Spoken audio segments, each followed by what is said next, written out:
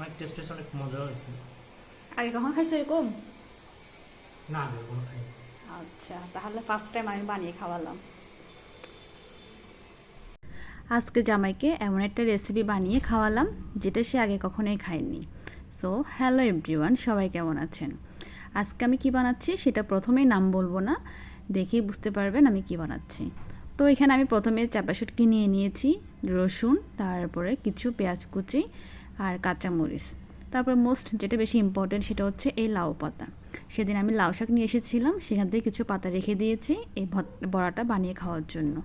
তো প্রথমে আমি এখানে চাপা শুটকিগুলো তেলে দিয়ে দিলাম। তেলে দেওয়ার পরে এই শুটকিটা একদম গলে যায়।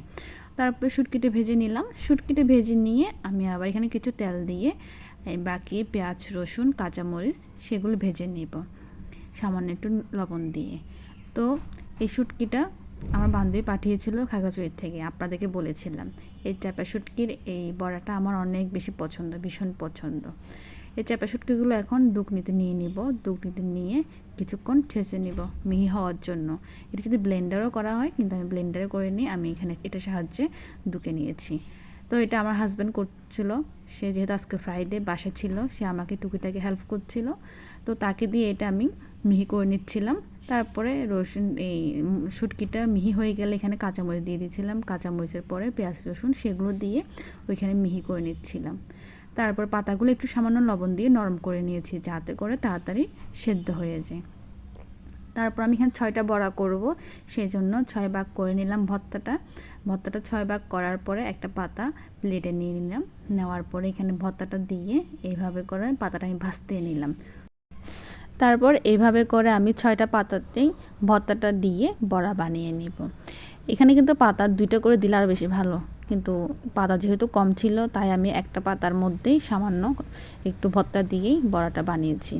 বড়া মানে ভর্তাটা যত বেশি পরিমাণ বেশি দেওয়া হবে, পাতা মানে 2-3টাই দিলে ভালো আর কি। আমার কিন্তু ভর্তার চেয়ে পাতাগুলি বেশি মজা লাগে। তো তো এই পাতাগুলোর মধ্যে ভর্তাটা দেওয়ার পরে আমি এখন চুলায় বসিয়ে দিলাম। চুলায় বসিয়ে দেওয়ার পরে 5 মিনিট পরে আমি আবার একটু উল্টাই দিব। আর এখানে চুলার আঁচটা একদম ছোটো রাখতে হবে, যাতে করে পুড়ে না যায়। এটা হতে বেশিক্ষণ সময় লাগে না, 5 থেকে 6 মিনিটের মধ্যে হয়ে যায়। তো এই তো হয়ে গেল চাপা শুটকির বড়া। তা আমি তো গরম গরম ভাত দিয়ে এটা খেয়ে নিব। আমার তো ভীষণ পছন্দ এটা। এটা কিন্তু নরসিংদীর খুব বিখ্যাত। আপনারাও চাইলে বাসায় ট্রাই করে দেখতে পারেন। এটা যখন ভাত দিয়ে খাচ্ছিলাম তখন প্রায় আমরা যে নোনা ইলিশ মাছ খাই সেটা ফ্লেভার দিচ্ছিল, অনেক মজার ছিল। সবাইকে ধন্যবাদ।